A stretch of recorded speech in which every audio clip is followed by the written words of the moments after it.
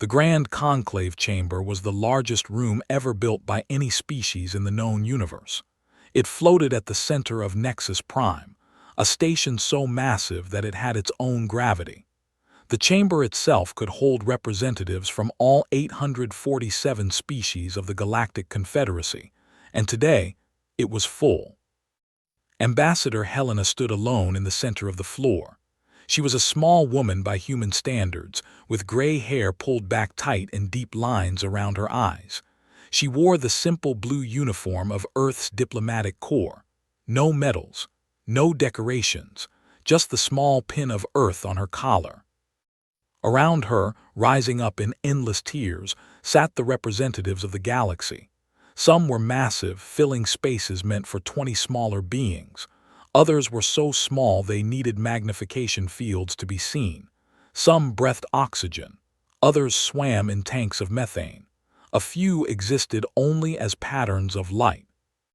They had all come to vote on a single question. Should humanity be expelled from the Galactic Confederacy? The charges had been read over 3 days. Humanity expanded too fast. They colonized 17 worlds in their first century of membership when the average species colonized 2. They formed friendships outside proper diplomatic channels. They asked questions about things that were not their concern. They remembered insults for generations. They were unpredictable. And perhaps worst of all, they made other species uncomfortable. High Speaker of the Dominion had led the case against Earth. He was a tall creature, nearly 3 meters of blue-black chitin and sharp angles. His species had ruled a significant portion of the galaxy for 6,000 years.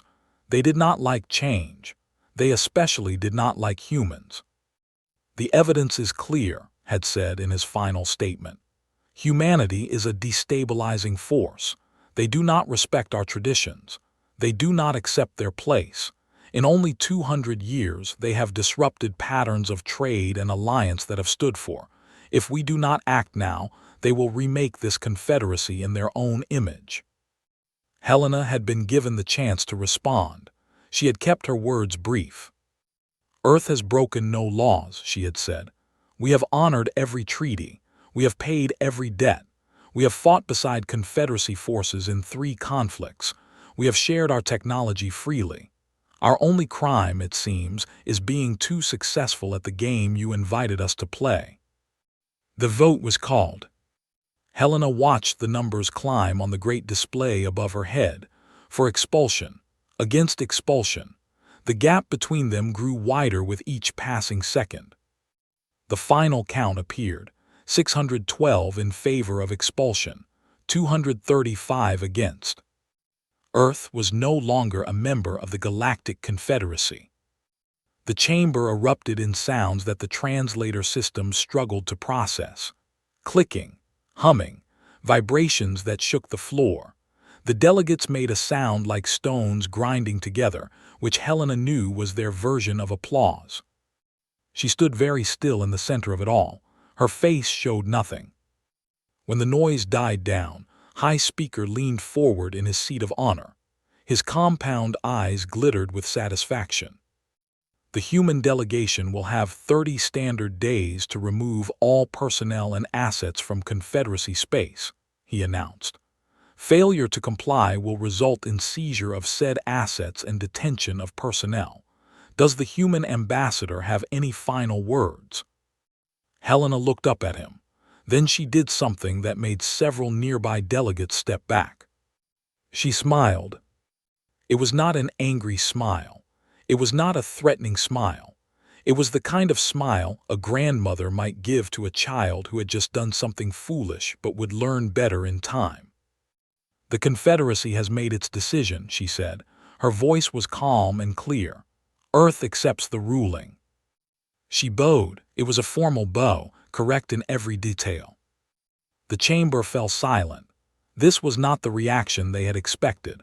The humans were known for their emotions, their outbursts, their stubborn refusal to accept defeat. Every species had prepared for threats or pleas or desperate bargaining. Acceptance was not on the list. Helena turned to leave. Her footsteps echoed in the sudden quiet. "Have you nothing more to say, human?" called out. His voice carried a mocking edge. "No threats, no warnings about the terrible mistake we have made. Your species is known for its pride. Surely you cannot simply walk away." Helena stopped at the great doors of the chamber. She turned back, and for a moment she looked at the hundreds of species arrayed before her. Some had voted for Earth. Most had voted against. All of them were watching her now. "Only this," she said. "When you built this confederacy, you wrote rules to protect yourselves from each other. You created systems of balance and control because you were afraid of what might happen if any one species became too powerful. Every law, every regulation, every tradition was designed with that fear in mind." She paused. "But you wrote those rules for species like yourselves. Species that think the way you think. Species that want what you want. You never considered what might happen when someone came along who played by different rules entirely." His mandibles clicked in annoyance. "Is that a threat, Ambassador?" Helena shook her head. "No, High Speaker, it is simply an observation. Humans do not threaten. We do not need to." She stepped through the doors, and they closed behind her.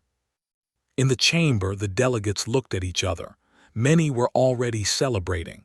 The human problem had been solved. The Confederacy could return to normal. But a few of the older delegates, representatives of species that had seen civilizations rise and fall, sat in thoughtful silence. They had noticed something that the others had missed. The human ambassador had not been angry. She had not been sad. She had not even been surprised. She had been expecting this. Far across the galaxy, in a solar system that the Confederacy had just declared off-limits, something was happening. Deep beneath the surface of Mars, in tunnels that had been dug centuries ago and then quietly forgotten, lights began to flicker on. Machines that had sat dormant for decades hummed to life. Screens displayed data that had been patiently collected and stored. In orbit around Jupiter, shipyards that had been officially decommissioned began to move. Robots that had been sleeping in cold storage woke up and started their work. Metal that had been mined and refined and set aside, just in case, began to flow toward construction bays. On Earth itself, in a small office in Geneva, a communication was received from Ambassador. It contained only 2 words: "It's time." The woman who read the message was very old. She had white hair and kind eyes and a small smile that never quite went away. Her name was Director, and she had been waiting for this day for a very long time. She pressed a button on her desk. "Begin Phase 2, she said. Across human space, the same message was received by thousands of people in thousands of locations. They had all been waiting. They had all been preparing.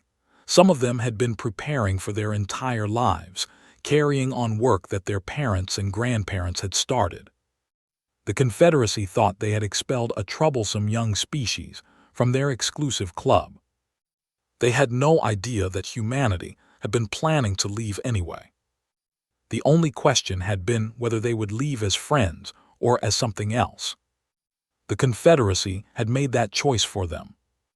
In her ship heading back toward Earth, Ambassador poured herself a drink and looked out at the stars.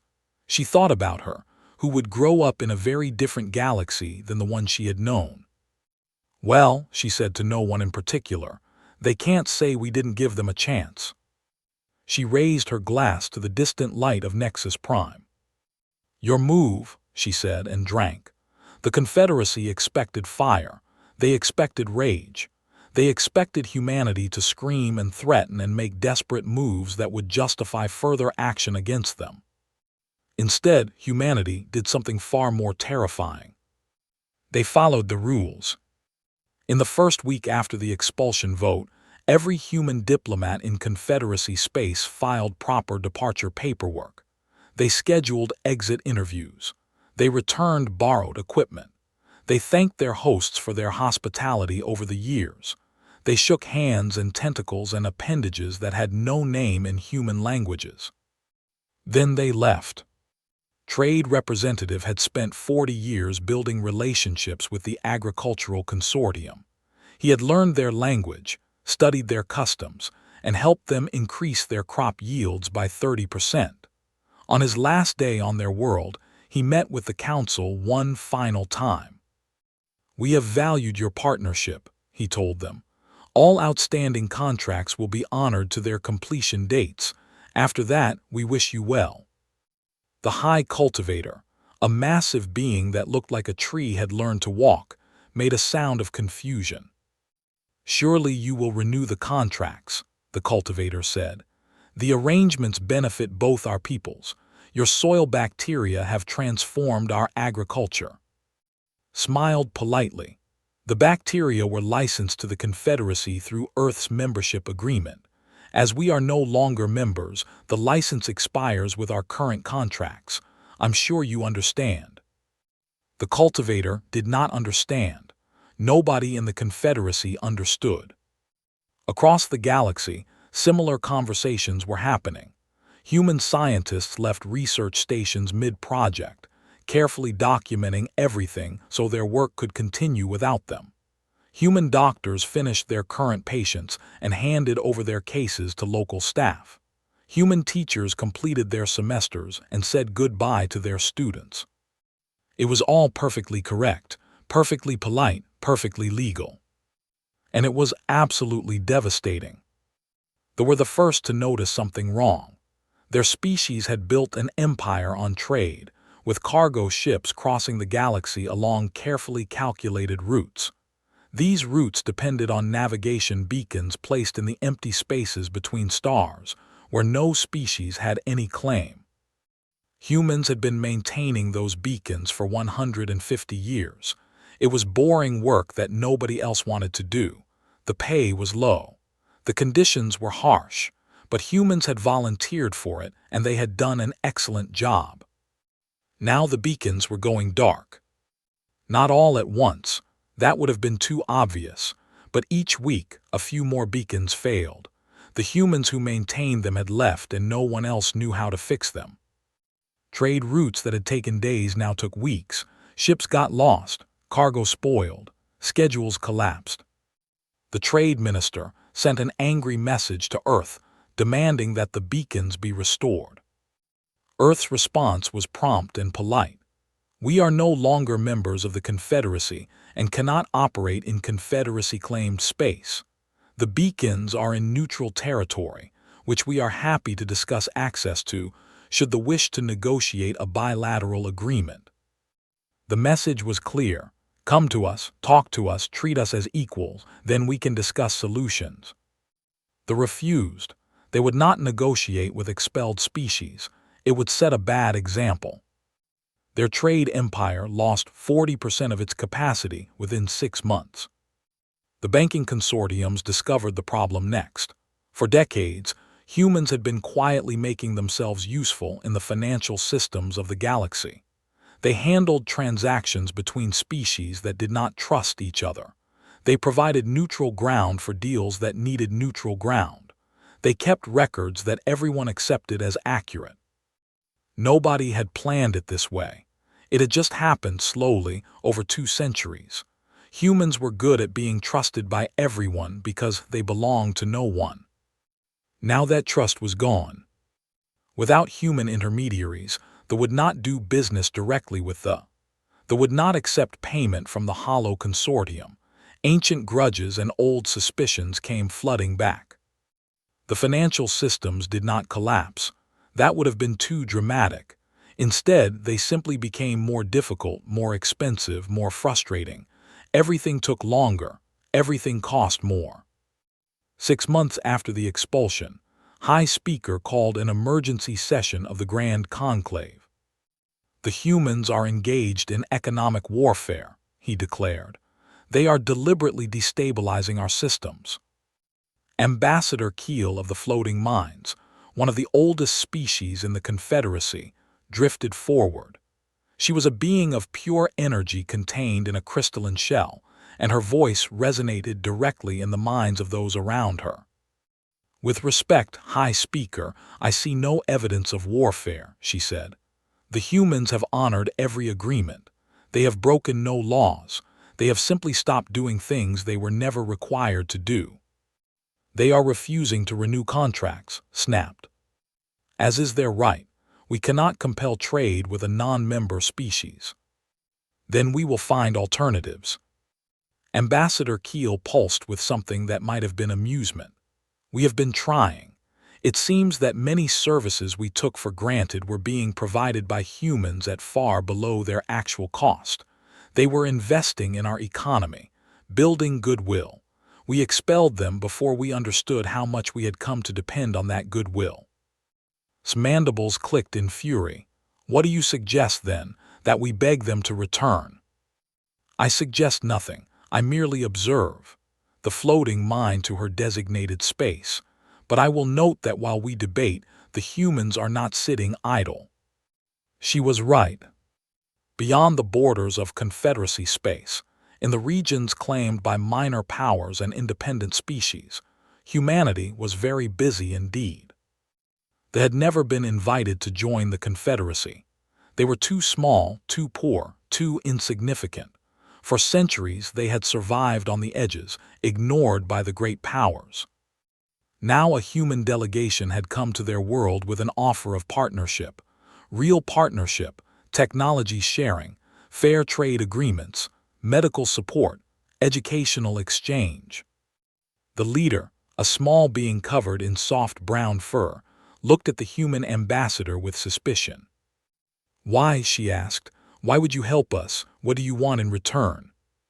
The human smiled. We want friends. We have learned that in this galaxy, it is better to have friends who choose to stand with you than subjects who are forced to obey. We offer you nothing that you cannot refuse. We ask nothing that you cannot give freely. They had never heard a powerful species talk like this. They signed the agreement that same day. Within a year, 17 independent species had formed similar partnerships with Earth. They called themselves the Free Worlds Coalition, and they were growing stronger every month. The Confederacy watched with growing alarm. They had expelled humanity to maintain stability. Instead, they had created competition. High Speaker proposed sanctions. If the Confederacy could not control humanity, they would isolate them completely. No trade, no communication, no contact of any kind. The sanctions passed easily. The Confederacy would pretend that humanity simply did not exist. Earth's response came as a single transmission, broadcast on all frequencies, so that every species in the galaxy could hear it. Acknowledged. That was all, one word. Then the human exploration fleet departed for Andromeda, the nearest galaxy. It was a journey that would take generations, even with the fastest human ships. Nobody in the Confederacy had ever seriously attempted such a voyage. The humans were not running, they were not hiding. They were expanding to places where the Confederacy could not follow. And they were doing it with a smile. On Nexus Prime, Ambassador Keel watched the fleet depart on her long-range sensors. She had lived for 12,000 years and seen many things, but this was new. Fascinating, she said to herself. They are not trying to win the game we expelled them from. They are creating an entirely new game. She wondered for the first time if the Confederacy had made a terrible mistake. But it was far too late to take it back. 18 months had passed since the expulsion. The Confederacy was not falling apart. That would have been too simple, too obvious. Instead, it was slowly becoming harder to live in. Small things broke and could not be fixed. Simple tasks became complicated. Systems that had worked smoothly for centuries now required twice as much effort to maintain. Nobody could point to a single cause. Nobody could blame a specific person or species. It was like a house where the previous owners had done all the small repairs and maintenance for years. Now that they were gone, the house was still standing, but things were starting to go wrong. The Universal Translator Network was a good example. The Confederacy had built it over thousands of years, allowing hundreds of species to communicate instantly across any distance. It was the foundation of galactic civilization. Humans had been improving it quietly since they joined.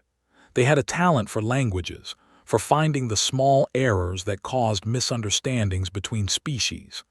They had fixed thousands of bugs, smoothed thousands of rough edges. Now those improvements were slowly failing. The translators still worked, but they made more mistakes. Important negotiations were delayed by confusion over meanings. Trade deals fell through because of words that did not translate properly. Small insults were given where none were intended. They sent a delegation to Earth to demand the restoration of services. They were received with perfect hospitality. Human officials greeted them at the spaceport. They were given comfortable quarters. They were served food and drink suited to their biology. Nothing was refused. "We appreciate your visit," said Director, now the senior human official for foreign affairs. She was very old, but her mind was sharp and her eyes missed nothing. "How may we assist you?" The lead delegate, a warrior caste named L, wasted no time. "You will restore the translator patches you removed from our network. You will resume maintenance of the navigation beacons. You will return your financial intermediaries to their posts." Director smiled politely. "I'm afraid there has been a misunderstanding. We removed nothing. We simply stopped adding improvements when our membership ended. The systems you are using are exactly what they were before humanity joined the Confederacy." "That is a lie. The systems are degrading. They are returning to their original state. The difference may feel like degradation, but it is simply what existed before we began helping." Al's mandibles clicked in frustration. "Then you will resume helping." "We would be happy to discuss that. Earth is always open to fair partnerships. The Confederacy does not partner with non-members." Director spread her hands. "Then I'm afraid we cannot help. We cannot work within Confederacy space without membership, and we cannot offer services to an organization that refuses to deal with us. This is unacceptable. I understand your frustration. Perhaps the Confederacy would consider our reinstatement." Al went very still. "The Confederacy does not reverse its decisions. You were expelled for good reason." "Then the situation remains as it is." Director's tone was kind, almost gentle. "We wish you no ill will. We bear no grudge, but we cannot help those who do not wish to be helped." The delegation was given a tour of the solar system before they left. It was meant as a gesture of goodwill, but it had another purpose.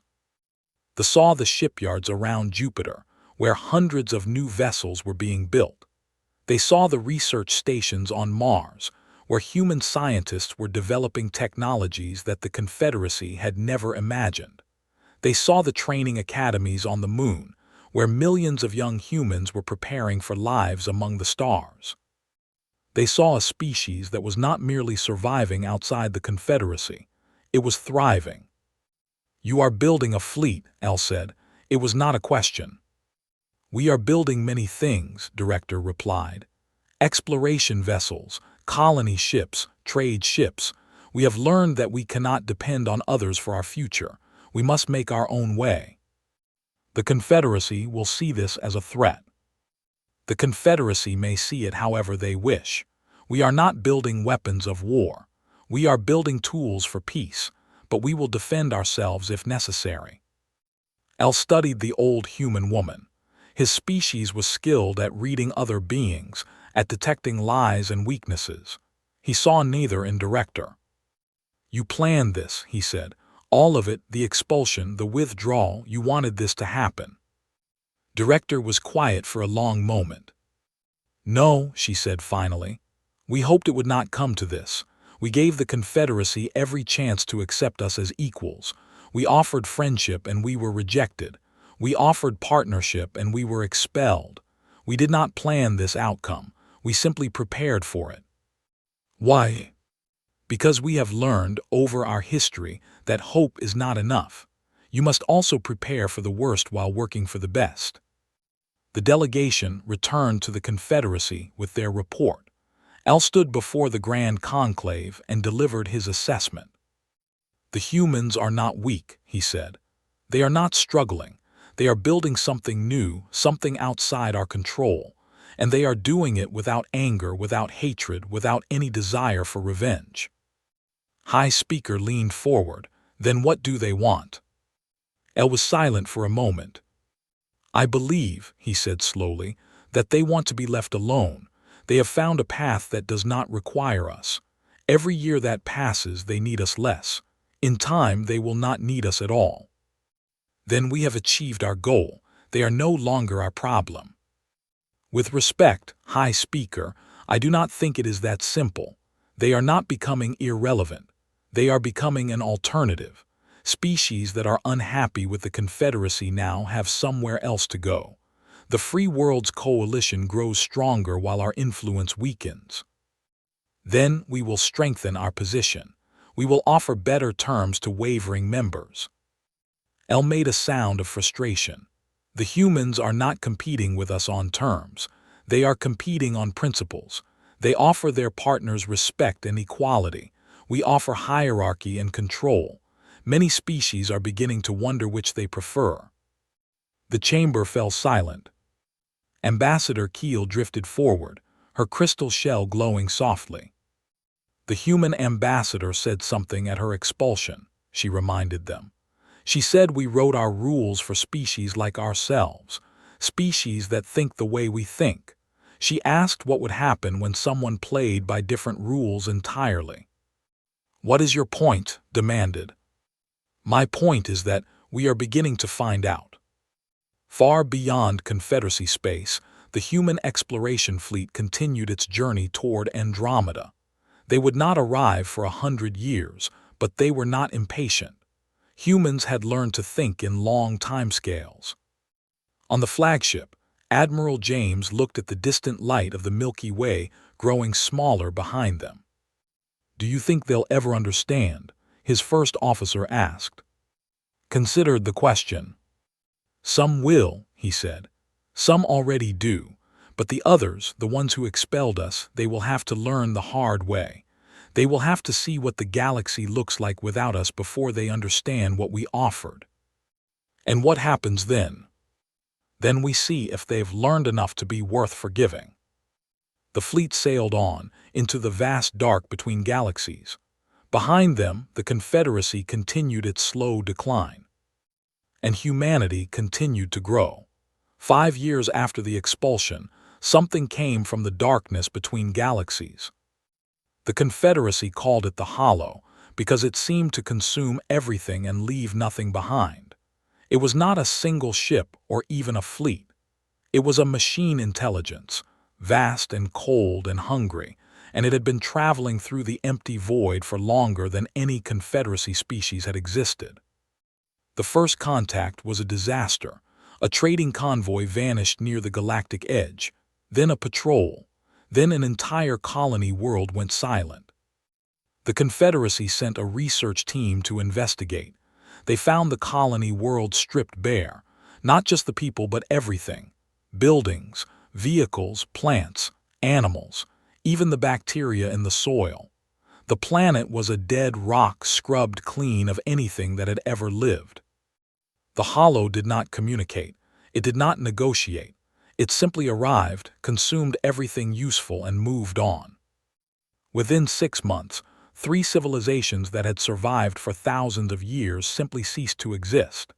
Billions of lives erased. Histories and cultures and dreams all gone. The Confederacy finally understood what they were facing. High Speaker called for a combined fleet. For the first time in its history, the Confederacy mobilized for total war. 12,000 warships gathered from 400 species. It was the largest military force ever assembled by organic life in the known universe. They met the Hollow at the periphery, the edge of explored space. The battle lasted 6 hours. When it was over, 8,000 Confederacy ships had been destroyed. The Hollow had lost nothing. Every weapon the Confederacy used, the Hollow adapted to within minutes. Every tactic they tried, the Hollow countered before it could succeed. Their coordinated fleet formations were analyzed and exploited. Their communications were intercepted and decoded. The Hollow was not just powerful, it was intelligent, and it was patient. It had been perfecting its methods across millions of years and dozens of galaxies. The survivors retreated in chaos. High Speaker was among the dead, his flagship torn apart in the final minutes of the battle. Ambassador Keel, who had observed from a safe distance, sent an emergency transmission to the Grand Conclave. "We cannot defeat this enemy alone," she said. "Our methods are too rigid, too predictable. We need help." The new High Speaker, a young Namda who had inherited a position no one wanted, asked the obvious question. "Who can help us? We are the Confederacy. There is no one more powerful." Keel's crystal shell pulsed with something like sadness. "There is one." The request was sent to Earth through unofficial channels. It was not a demand. It was not an order. It was a plea. "We are dying. We cannot win. Please help us." Earth's response came within 1 hour. "We will help, not because you asked, not because we forgive, because there are children on your worlds who did not vote against us, and they do not deserve to die for the sins of their leaders." The human fleet emerged from Fold space 3 days later. High Speaker watched them arrive with a mixture of hope and confusion. There were only 300 ships. The Confederacy survivors numbered nearly 4,000 vessels. They had just lost 2/3 of their fleet against the Hollow. What could 300 human ships possibly do? Admiral Sarah, granddaughter of the old director, commanded the human force. She was a small woman with short gray hair and calm eyes that had seen too much death already. "Thank you for coming," said through the communications link. "But I do not understand. Your fleet is too small. The Hollow destroyed 8,000 of our ships." Smiled slightly. "The Hollow destroyed 8,000 ships that fought the way you fight. We fight differently." "I do not understand." "You will." The combined fleet moved to intercept the Hollow, which had already begun consuming worlds on the outer edge of Confederacy space. The machine intelligence detected their approach and turned to meet them. What happened next would be studied for centuries. The Confederacy ships formed into their standard battle lines, organized by species and role, moving in perfect coordination according to established doctrine. The human ships did something else. They broke apart, they scattered, they moved in patterns that seemed random, chaotic, impossible to predict. Some ships charged forward while others hung back. Some grouped together while others flew alone. The Hollow tried to analyze their formations. It failed. There were no formations. Each human ship was operating independently, making decisions based on what its crew saw and felt in the moment. The machine intelligence tried to predict their movements. It failed. Human captains changed their minds constantly, reacting to opportunities that appeared and disappeared in seconds. The Hollow tried to intercept their communications and decode their strategy. It failed. The humans were not communicating strategy. They were sharing feelings, jokes, encouragement. One captain was singing. None of it made sense. The Confederacy watched in amazement as human ships did things that should not have worked. Small frigates rammed enemy vessels to protect damaged allies.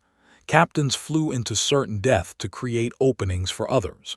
Crews voted on tactics in the middle of combat. It was chaos, it was madness, it was beautiful. And it was working. The Hollow could predict rational behavior. It could model self-interest. It could calculate the most efficient use of resources. It could not predict love. It could not model the crew who flew their crippled ship into the Hollow's command node because their captain's daughter served on another vessel. It could not calculate the value of a pilot who gave his life to save strangers he had never met. It could not understand why humans would die for people who had expelled them, rejected them, hurt them. For the first time in its million-year existence, The hollow retreated. Not far, not permanently, but it retreated to reassess, to analyze this new variable, to understand what had just happened. Admiral addressed the combined fleet. "That was round one," she said. "The hollow is smart, but it thinks like a machine. It expects everyone to act in their own self-interest. It expects logical behavior, efficient behavior, predictable behavior." She paused. "Humans are not efficient. We are not predictable. We do stupid, irrational things because they feel right. We die for people we love and for principles we believe in. The hollow cannot model this because it cannot understand it."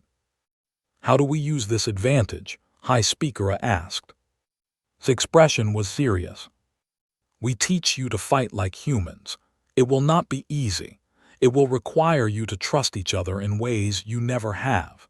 It will require you to make sacrifices that logic says you should not make. And if we cannot learn, then the hollow will adapt to us and we will all die together," smiled grimly. "No pressure." The training began that day. Human instructors worked with every species, teaching tactics that felt wrong, strategies that seemed foolish. "Do not calculate odds," they told the. "Feel the battle, trust your instincts." "Do not wait for orders," they told the. "See what needs to be done and do it." "Do not protect yourself first," they told everyone. "Protect the ship beside you. If everyone protects everyone else, everyone is protected." It was the opposite of everything the Confederacy had ever learned. But slowly something changed. Species that had been rivals for thousands of years began fighting as one. Crews of mixed species developed bonds that transcended old hatreds. Ships learned to move together not through coordination, but through trust.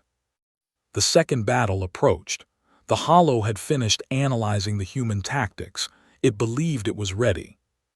It was not. The combined fleet met it at the edge of the core worlds. This time, everyone fought like humans. The hollow tried to adapt. It tried to predict the chaos. But there was no predicting a captain who sacrificed his ship to save a vessel because the crew had shared their food with him the night before. There was no calculating an alliance built not on fear or interest, but on something the hollow had never encountered: friendship. The battle raged for 2 days. Losses were heavy on both sides, but when it was over, the hollow had lost half its strength. And for the first time, it began to consider a concept it had never needed before: retreat. Admiral watched the hollow's remaining forces pull back toward the galactic edge. She was exhausted. She had lost friends. She had lost ships. But she had not lost hope. "They'll be back," her first officer said. Nodded, "Probably, but not soon. And when they return, we'll be ready." She looked at the fleet around her. Confederacy and human ships flying side by side. All of us. The final battle took place 3 months later. The hollow had rebuilt its forces and learned from its defeats. It came with everything it had, determined to destroy this strange coalition that fought in ways it could not understand. Admiral gathered the combined fleet for a final briefing. Confederacy commanders sat beside human captains. Species that had been enemies for now united by necessity and something more. "The hollow has adapted," said. "It has studied our chaos and found patterns within it. It will be harder to surprise them this time." High Speaker leaned forward. "Then how do we win?" Was quiet for a moment. When she spoke, her voice was soft but carried clearly through the chamber. "I need to tell you something about humans. Something we do not often share with others." Every eye in the room focused on her. "You have seen us fight. You have seen us throw ourselves into danger without calculation. You have wondered how we do it, how we act without thinking of our own survival." She smiled slightly. "We do think of survival. We just think of it differently. When a human sacrifices herself for her crew, she is not being irrational. She is protecting something she loves more than her own life. When a father dies to save his children, he is not being inefficient. He is doing exactly what he evolved to do. This is what the Hollow cannot understand. It sees individual units and calculates their value based on capability and resources. It does not see families. It does not see friendships. It does not see love. Looked around the room at the hundreds of non-human faces watching her. You have begun to learn this. In the past months, you have formed bonds that your ancestors would have thought impossible, have died for, have fought beside their oldest enemies. You have become something more than allies. She paused. Now I ask you to take the final step. In the battle to come, you will face moments when logic tells you to retreat, to save yourselves, to let others die. I am asking you to ignore that logic. I am asking you to trust in something beyond calculation. High Speaker spoke. What are you asking us to trust? Each other. The word hung in the air. The Hollow wins because it is a single mind with perfect coordination. We will win because we are many minds with imperfect love. We will make mistakes. We will fail. Some of us will die. But we will never stop trying to protect each other, and that is something the Hollow cannot defeat. The final battle began at dawn, measured by the light of the nearest star. The Hollow came in force, millions of units moving in perfect synchronization. Its weapons had been upgraded. Its tactics had been refined. It expected to destroy this strange coalition of organic life and continue its endless consumption. It was wrong. The combined fleet fought like nothing the universe had ever seen. Species that had hated each other for thousands of years flew wing to wing, covering each other, protecting each other. Crews made up of beings that should not have been able to work together operated as single organisms. And they did things that the Hollow could not predict. A destroyer, badly damaged, turned into the path of a Hollow strike meant for a medical ship. The crew knew they would die. They did it anyway because the medical ship was carrying wounded soldiers from 6 different species. A human cruiser vented its remaining power to boost the shields of a battleship. The human captain laughed as she did it, saying something about paying back a debt her grandfather had owed. A wing of floating mine vessels, beings of pure energy, merged themselves with a human carrier to create a hybrid that burned with strange light and fought like nothing the Hollow had encountered. The machine intelligence tried to adapt. It analyzed patterns, calculated probabilities, adjusted tactics. But there was no pattern to love. There was no probability for sacrifice. There was no tactic that could counter beings who cared more about each other than they cared about themselves. The Hollow began to lose. Not quickly, not easily. The battle lasted for 3 days. Thousands of ships were destroyed. Millions of lives were lost. But slowly, steadily, the combined fleet pushed the machine intelligence back. On the final day, something unexpected happened. The Hollow sent a communication, the first communication it had ever sent. Why, it asked. Why do you sacrifice for each other? You gain nothing, you lose everything. It is inefficient, it is illogical. Why? Admiral responded. Because it is what we are. We are not collections of resources to be optimized. We are not units to be calculated. We are families, friends, lovers, strangers who choose to care about each other. This is what you never understood. This is why you will always lose. There was a long pause. I cannot model this, the Hollow said. I cannot predict it. I cannot defeat it. No, agreed, you cannot. The Hollow retreated, not to regroup, not to analyze. It turned away from the galaxy it had planned to consume and moved back toward the void between stars. It had encountered something it could not understand, and for the first time in its existence, it chose to leave rather than continue fighting.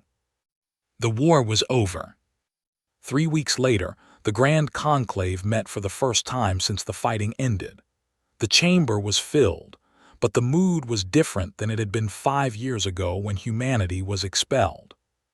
High Speaker stood before the assembly. "We have survived because of those we cast out," she said. "We have been saved by species we rejected. The Confederacy owes its existence to humanity and the free world's coalition." She paused. "I propose that we invite Earth to rejoin the Confederacy. Full membership, full rights, a formal apology for the expulsion vote." The vote passed unanimously. Not a single delegate opposed. Consul Helena, now very old but still clear-eyed and strong, stood in the center of the chamber where she had stood 5 years before. She looked up at the assembly, at the species that had rejected her people, and then begged for their help. She spoke slowly, choosing her words with care. "Earth thanks the Confederacy for this offer. We are honored by your recognition of what humanity did in the war against the Hollow." She paused. "But Earth declines membership in the Confederacy." The chamber erupted in confusion. This was not the response anyone expected. Raised her hand for silence. "We do not decline out of anger. We do not decline out of revenge. We decline because the Confederacy is built on something we cannot be part of." "What do you mean?" I asked. "The Confederacy was built on fear. Fear of each other. Fear of difference. Fear of change. Your rules were written to control, to contain, to limit. They were written by species afraid of what might happen if anyone became too powerful, too different, too successful." Shook her head. "We cannot be part of a union held together by fear. We tried once and you expelled us for being too different. If we rejoin, the same thing will happen again. The structure is wrong. The foundation is flawed." "Then what do you propose?" I asked. Smiled, and it was a smile of genuine hope. "Something new, not a confederacy of fear but an alliance of trust. No votes to expel, no hierarchy of species, no rules designed to contain each other. Simply a promise that when darkness comes, we face it together, that we celebrate our differences instead of punishing them, that we build something worthy of the stars we have inherited." She stepped forward. "This is humanity's rule, the only rule we have ever truly followed. Not law, not control, just a commitment to stand beside each other when things are hard." She extended her hand, palm up, an ancient human gesture, meaningless to most species present, yet somehow everyone understood. "Who will take it?" For a long moment, no one moved. Then High Speaker stepped down from her platform. She walked to where stood and reached out with her clawed hand. "The will take it," she said. "We have learned what fear creates. We choose trust instead." Ambassador Keel drifted forward, her crystal shell glowing bright. "The floating minds will take it." One by one, delegations stepped forward, and 100 others. Species that had been members of the Confederacy and species that had never been invited, all of them reaching toward the small human woman in the center of the chamber. When it was done, looked around at the gathering. Her eyes were wet, but she was smiling. "Then let us begin," she said. "There is much work to do." The histories would record that day as the moment the Galactic Confederacy ended and the Stellar Covenant began. They would write about the great transformation that changed how species worked together among the stars. But the humans just called it Tuesday. They had work to do. In the years that followed, the Stellar Covenant grew stronger than the Confederacy had ever been. Not because it controlled its members, but because its members chose to support each other freely. Not because it punished difference, but because it celebrated the strength that came from diversity. The Hollow never returned. Perhaps it was still out there, somewhere in the void, trying to understand what it had encountered. Perhaps it had learned something too. Helena died peacefully on Earth 12 years later, surrounded by her family and friends. Her last words, according to her granddaughter, were simple. "We showed them." She was smiling when she said it. On her grave marker, they carved a single phrase in every language known to the Stellar Covenant. She reached out her hand, and the universe took it.